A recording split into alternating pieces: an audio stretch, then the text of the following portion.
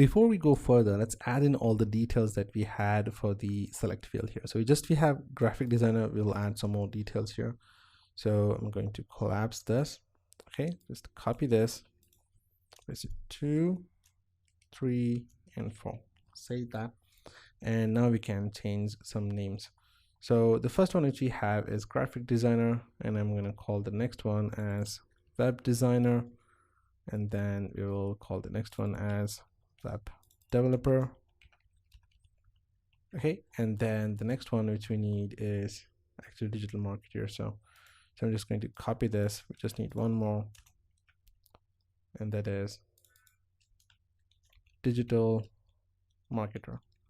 So I'm just going to get rid of this developer here and call this as marketer. Save that. And if I get to the browser, you can see that we have different designations, but I think we have one extra of the graphic designer. We can get rid of that. So I will get rid of this one. Save that. Okay, so we have this. I need to change the IDs. So this is 1, and this will become 2. This will become 3. Next, we have 4. Save that. If I get to the browser, you can see it's been updated now.